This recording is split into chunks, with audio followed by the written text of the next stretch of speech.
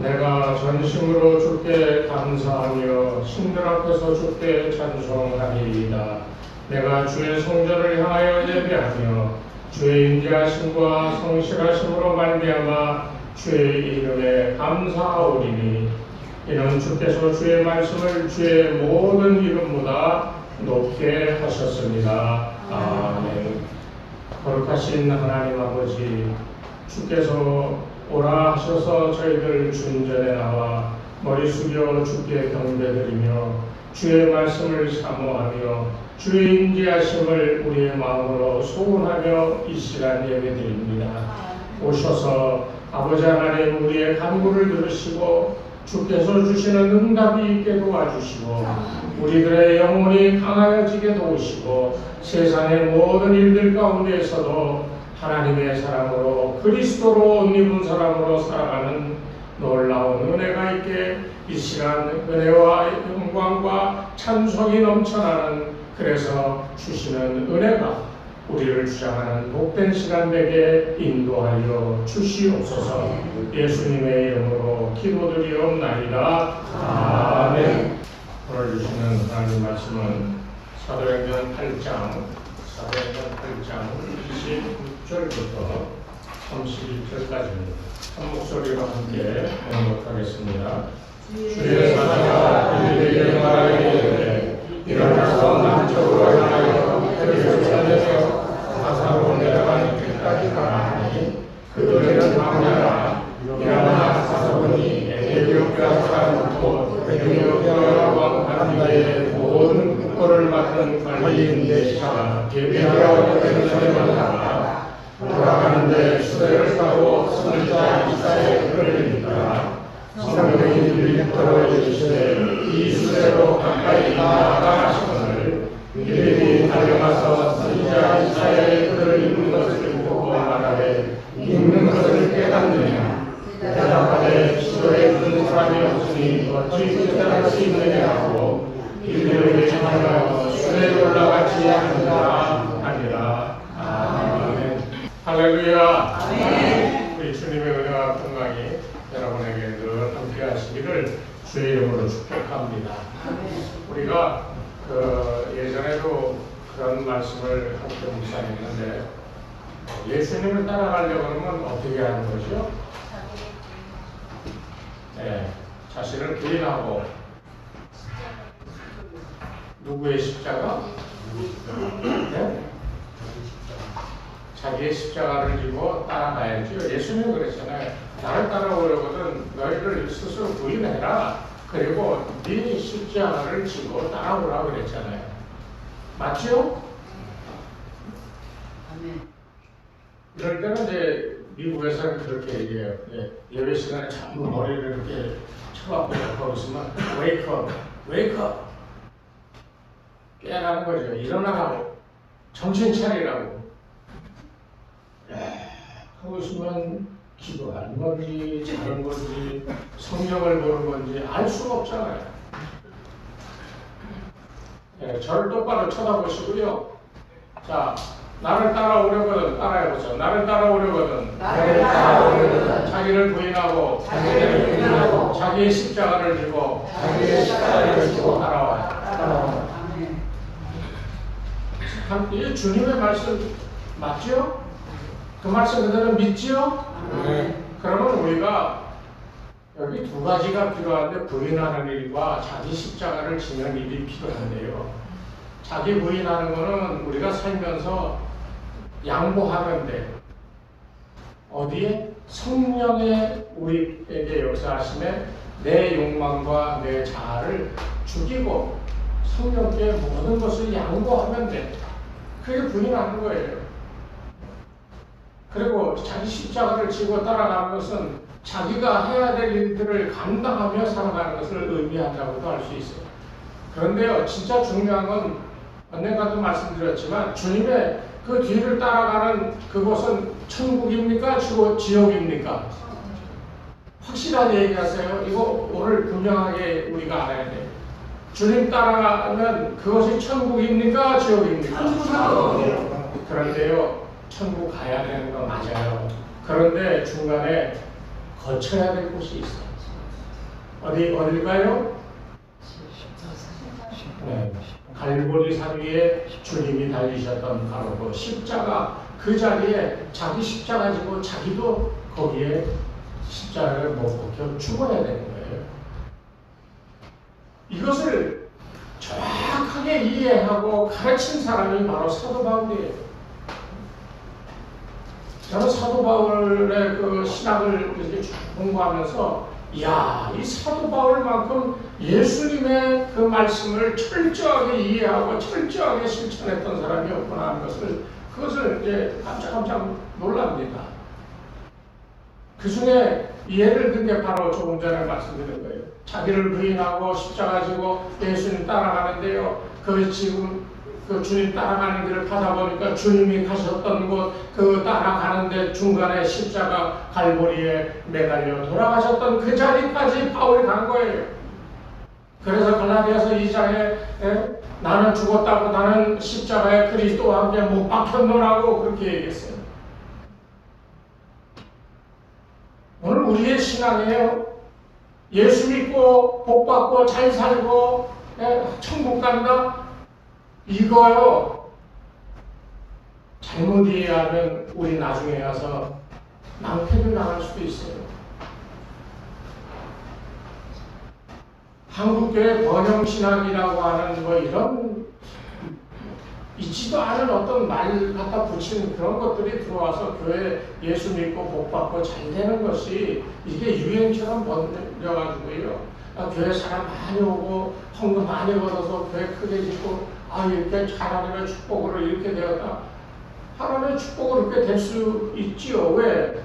그렇게 좋은 시설을 갖췄으니 많은 사람을 전도하여 하늘나라로 인도하라고 하는 사명을 주셨기에 그렇게 되었지만, 그런데 진정으로 우리가 천국 갈 준비가 되나?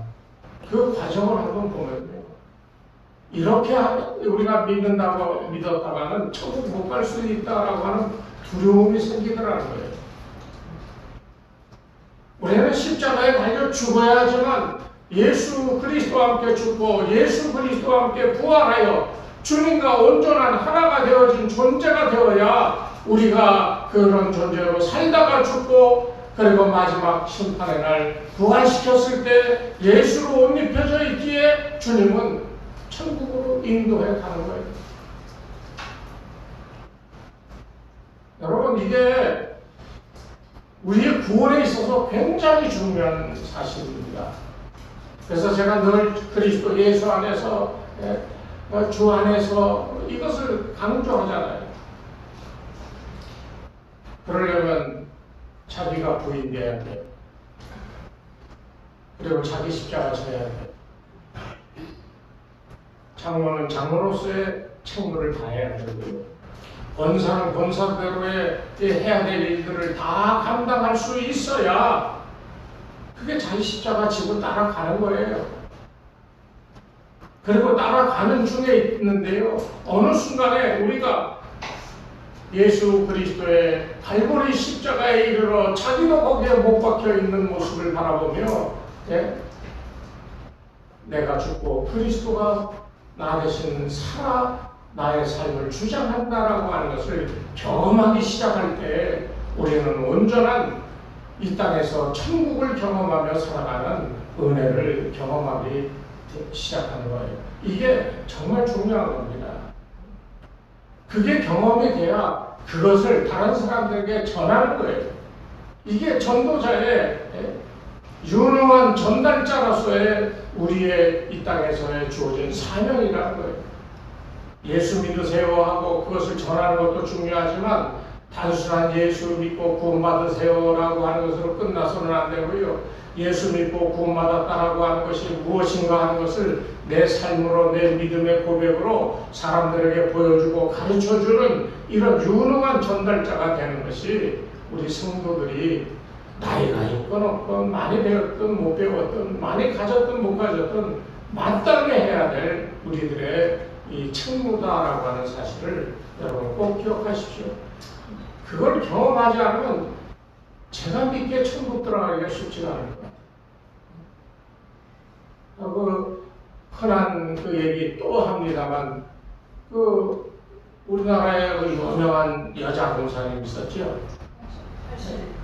그 현신의 권사가 잠자다가 낮잠 자다가 천국 갔는데 들어가려니까 베드로가 이름이 뭐냐? 그 대한민국의 현신이에요. 그랬는데 여기 네 이름 없어. 아니 그렇게 능력을 많이 베풀고 그렇게 많은 기적이 일어나고 병 고치고 신의 은사가 나타나고 그런데 내 이름이 없다는 거예요. 그러면 조용기는 있습니까? 조용기가 누구야? 없네? 또 한 사람 하늘산 기도원에 이천성 목사. 하늘산 저도 그 젊었을 때 하늘산 기도 많이 갔어요. 우리 어머니 따라서. 그때 이천성 목사 얼마나 대단했습니까?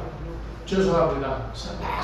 야 이년아 너 조용히 하네 뭐 이러고 막 얼마나 욕을 해댔어요. 그런데도 좋다고 내받는다고 막 그랬잖아요. 어떻게 됐어요? 그 사람들 다 명단에 없다고 그랬다는 거예요.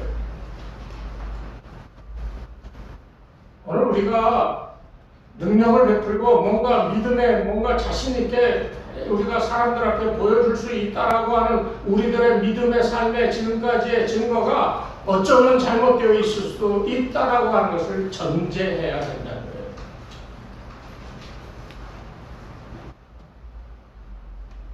오늘 우리는 정말 중요한 하나님 나라의 온전한 백성으로서의 확신을 가지기 위하여 오늘 제가 말씀드린 십자가 지고 주님 따라가다가 중간 그 갈보리 사기에 예수님과 내가 함께 못 박혀 죽었다라고 하는 놀라운 체험이 우리 가운데 있어질 때 부활의 영광도 누리고요. 주님과 하나 되어 남은 삶을 능력 있게 그리스도를 우리의 구세주로 사람들에게 전하여 줄 수 있는 유능한 전달자들이 될 수가 있다는 겁니다. 이게 저와 여러분의 사명이에요. 어느 권사님이 그런 얘기를 하더라고요. 저기 있는 우리 시장 안에 있는 전도지 들고 나이 든 권사님들이 돌아다니면서 전도지 교회 오세요. 교회 젊은 애들이 없다는 거예요.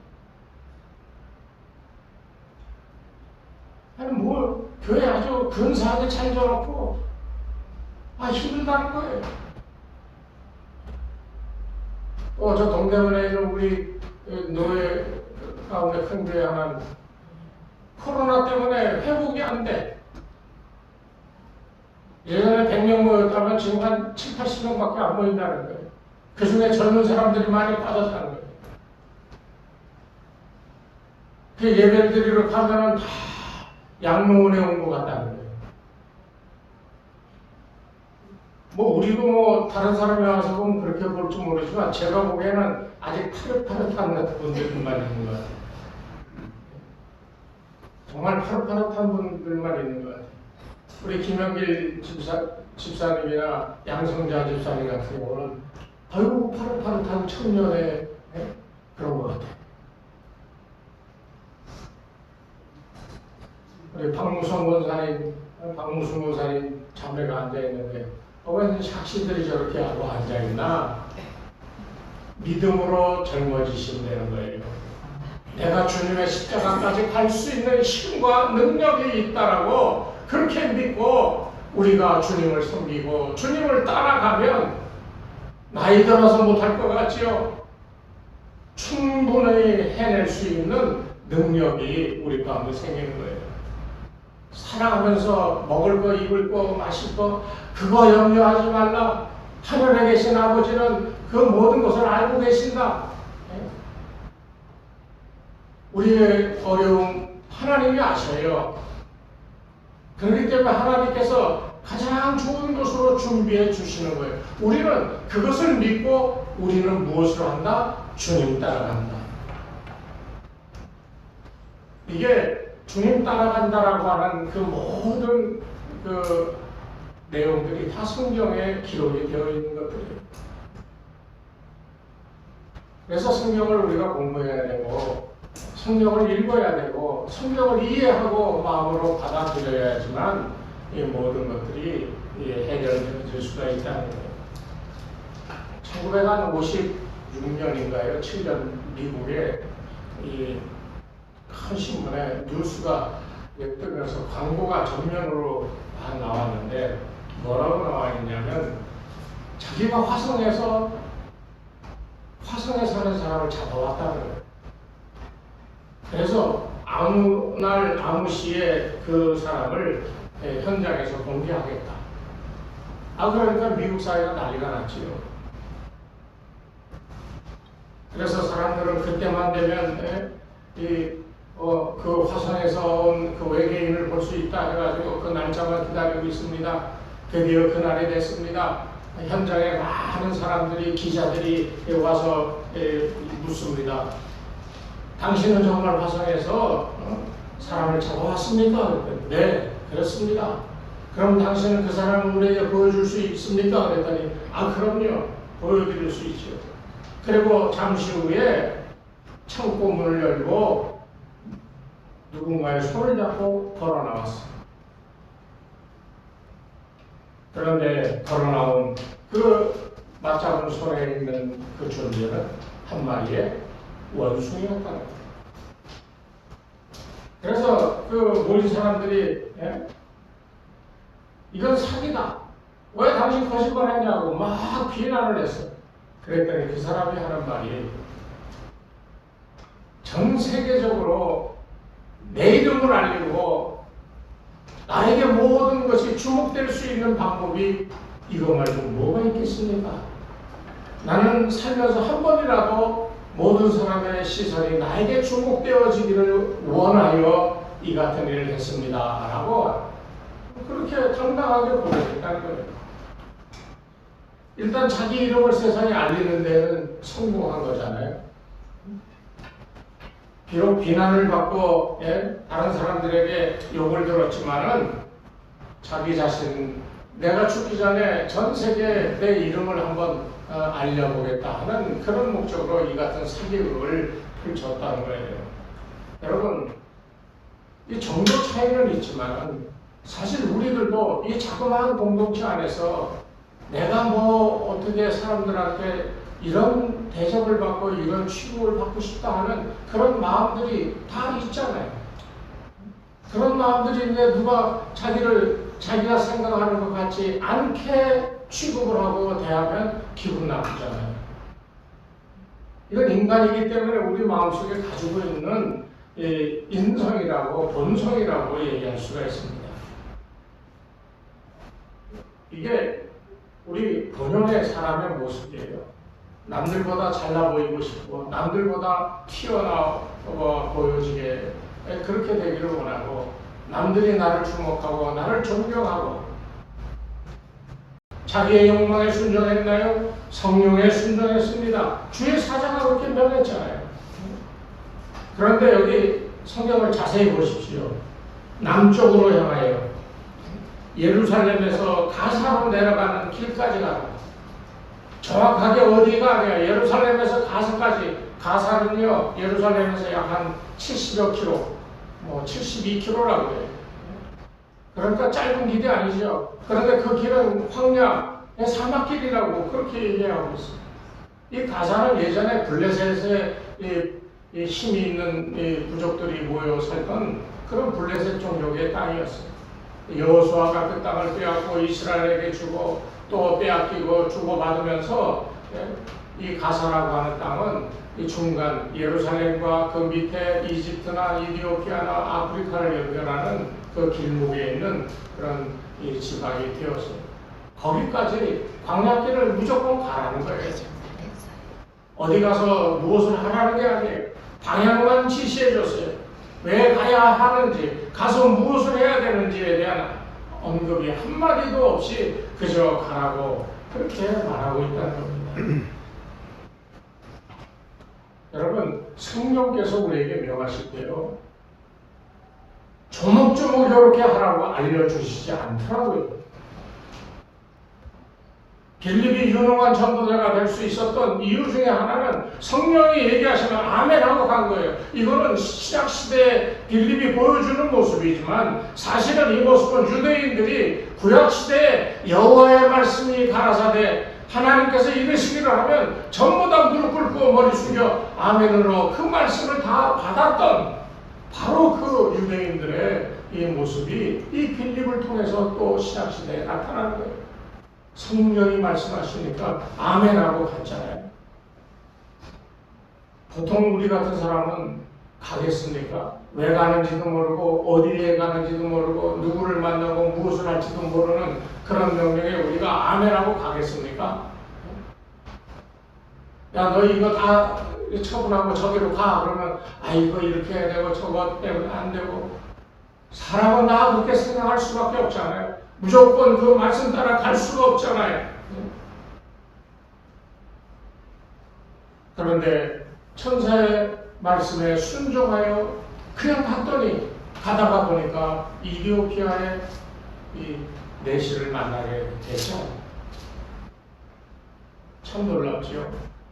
우리 교회로 믿음으로 사는 자들은 하나님께서 이렇게 해라 하면 요거 저거 이해관계를 따지지 말고 아멘하고 할 줄 아는 그런 믿음들이 여러분의 남은 생애 동안에 여러분을 주장하시기를 주의 이름으로 축원합니다. 이 이디오피아 여왕의 그 재무장관으로 있는 이 넷이 예루살렘 순례를 마치고 본국으로 돌아가는 거예요. 한번 생각해 보세요. 이 재무장관입니다. 높은 관직에 있는 사람이에요. 이 사람이 혼자 마차 타고 가겠습니까? 많은 수행원들을 거느리고 많은 무기를 장착하고 이 사람을 보호하기 위해서 수행원과 군사들이 동행하여 가는 그 행렬을 이 빌립이 만나게 됐다는 거예요. 여기서 우리가 깨달아야 될 게 있습니다. 좋은 결과 또는 하나님의 큰 기적이라고 하는 것은 탁상 공론이나 이러고 저러고 하는 것으로 되어지는 게 아니라는 거예요. 가라 그러면 그저 가기만 하면 하나님의 지시에 얼마만큼 순종했느냐에 따라 큰 역사가 나타난다는 사실을 믿으시기를 바랍니다. 이게 우리 믿음의 삶의 근거잖아요. 적어도 어떤 분야에서 1인자가 되려면요, 그 일에 대한 신념과 그리고 노력과 수고가 있어야 되잖아요. 더욱이 신앙생활에서 제1인자가 되려면, 정말 좋은 믿음의 사람이 되려면 어떻게 해야 돼요? 믿음과 순종이 남보다 탁월해야 되잖아요. 장로는 장로로서, 권사는 권사로서, 집사는 집사로서 탁월한 순종과 믿음의 이 놀라운 증거들을 가지고 살아야 되잖아요.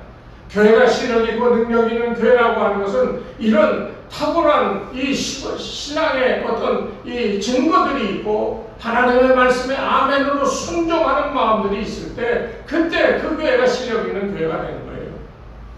여러분의 가정도 복되고 능력 있고 하나님의 풍족함을 체험하는 가정이 되려면요, 하나님 앞에 절대적으로 순종하며 아멘 할 줄 아는 이런 믿음이 있어야 여러분의 가정들이 복되게 되는 겁니다. 이것을 여러분 한번 믿고 실천해 보세요. 하나님이 놀랍게 여러분을 축복하실 줄로 믿습니다. 두 번째, 이 빌립이 유능한 이 일을 감당할 수 있었던 것은 믿음의 담력이에요. 아까도 말했잖아요. 수행원과 군사들이 창을 들고 보호하고 하는 그 긴 화려한 행렬을 향하여 타고가 28절에 보니까 그랬어요. 돌아가는데 수레를 타고 선지자 이사야의 글을 읽더라 그랬어요. 이 에티오피아 여왕 간닥의 국보를 맡은 큰 권세를 가진 사람입니다. 병거라고 하는 게 뭐예요? 병거라고 하는 거는 앞에 말 끌고 이렇게 뒤에 마차같이 달려서, 거기 예전엔 전쟁할 때 그랬잖아요. 모세를 뒤쫓아오는 애국의 그 병거들 보면 말 2마리나 1마리가 끌고 사람이 탈 수 있게 조그맣게 마차가 돼 있고 바퀴가 있고, 한 사람은 말을 끌고 한 사람은 창을 던지고 전쟁하고, 이런 병거예요. 이런 병거를 타고 지금 가고 있다는 거예요. 그런데 그 병거를 타고 가는 사람이 이 이디오피아 왕의 여왕의 이 재정을 맡았던 이 사람이 그 병거가 그냥 전투적인 이 병거가 아니라 마치 수레처럼 길다랗게 해서 편안히 앉아서 갈 수 있는 지붕이 있는 아마 그런 호화로운 이 마차였던 것 같습니다. 그런데 그런 행렬에 무조건 찾아 들어간 것을 우리가 여기서 보잖아요. 이디오피아 내시가 몰래 왔다 몰래 가는 사람이 아니라 공식적으로 해체했다 공식으로 가는 그런 놀라운 행렬에 이 빌립이 그 사람에게 달려갔다라고 하는 것은 이 빌립의 주님이 명령하신 것에 대한 그 확신이 얼마나 있는가. 때로는 우리가 믿음의 일을 행할 때요 확신을 가지고 이건 이렇게 되면 저렇게 될 것이다 라고 하는 이런 이 세상적인 확신을 가지고 하는 것은 이거는 실패하기가 쉽습니다. 왜? 세상은 이런저런 이유 때문에 요동치기 때문에. 그러나 우리가 가져야 될 확신은 하나님께서 가라 하면 가고 거기서 행하라 하는 대로 인도하는 대로 따라 순종하기만 하면 그 확신을 가지고 부딪히면 오늘 이 빌립같이 그 유명하고 권세 있는 사람 그 사람에게 담대하게 나아가 말을 걸며 성경을 가르칠 수 있는 기회를 얻게 되어졌다. 30절 말씀은 빌립이 달려가서 그랬습니다. 달려가서 이사야의 글을 읽는 것을 듣고 말하네. 그 다음이 중요합니다. 달려갔어요. 그런데 이 마차에 타고 있는 이 사람이 이사야의 글을 읽고 있는 것을 이 빌립이 들었다고 지금 성경은 얘기하고 있어요. 그러니까 얼마나 가까이 달려갔겠어요. 그러면서 가장 중요한 말을 하는데 뭐라고 얘기하느냐? 읽는 것을 깨닫는. 오늘 저는 여러분들에게 이 말씀을 전하고 싶은 거예요. 여러분이 읽고 묵상하며 기억하는 모든 성경 말씀들 그리고 여러분의 신앙생활 속에서 여러분에게 은혜를 주고 여러분을 일깨웠던 그 말씀들을 다 깨달았느냐? 우리는 주님이 딱 한 가지만 명령했어요. 뭐요? 네? 네, 순종은 마태복음 28장, 사도행전 1장 8절 오로지 한 가지만 명령했어. 네? 성령이 임하시면 권능을 받고 그 다음에 내가 너 세상 끝까지 가서 내 증인이 되라고 내가 마지막으로 승천하기 전에 너희에게 그렇게 부탁을 했는데 그래서 성령이 와서 너희 권능을 받고 그 일을 감당할 수 있게 만들어 주었는데 지금도 성령이 여러분과 함께 하심을 믿으시기 바랍니다. 성령은 그때 오셔서 지금 2000년 교회 역사 가운데 늘 함께 성도들과 함께 하시고 계신 거예요. 어떤 잘못된 사람들은 지금도 성령을 자기가 불러다가 주고 뭐 이런 이단적인 행위를 하는데요. 그건 100% 이단입니다. 성령님은 하나님이신데 누가 하나님을 데려다가 누구에게 줄 수 있겠습니까? 성령 받으라 하는 사람은 이것은 거의 100% 이단인 줄 아시는데 말씀을 냈습니다. 깨달았느냐라고 하는 이 말에 우리가 기억해야 될 게 있어요. 사람은 말을 통하여서 의사를 전달합니다. 또 말을 통하여서 서로 생각을 교환하고 그리고 우리에게 있는 문제들을 토론하고 해결해 나갈 수가 있어요. 말을 통해야 돼요. 신앙생활에도 마찬가지예요. 아무것도 없는 모습으로 나서서 이렇게 저렇게 세상과 똑같은 그런 사고방식과 행동으로 사람들에게 나가니까 사람들이 그거 보고 야 너나 나나 네가 무슨 목사냐 네가 무슨 신부냐 네가 무슨 승이냐 뭐 이러면서 서로 말이 안 되는 거예요. 교인들끼리도 마찬가지예요. 예수 믿는 사람들끼리도 마찬가지예요. 내가 뭘 신앙적인 어떤 이 가슴에 뭔가를 담고 있어야 다른 사람에게 신앙적 권고도 하고 같이 기도도 하고 같이 이끌고 가죠. 이 가슴에 아무것도 없는 사람들이 예수만 믿는다고 여기 장로다 권사다 딱 붙여놓고 그리고 천국 간다고 그렇게 하고 믿고 있다고 한다면 이 얼마나 낭패스러운 일이 되겠냐는 거예요. 저는 처음부터 말씀드렸지만 우리 교회 성도는 모두 다 주님 앞에 손잡고 저 천국에서 함께 찬양하기를 원합니다. 그 숫자가 얼마나 되든지 간에 우리 교회 모든 성도가 함께 가기를 원해요. 그러려면 통일해야죠. 어떻게 통일해요? 이 빈 가슴에 그리스도로 채우십시오. 네?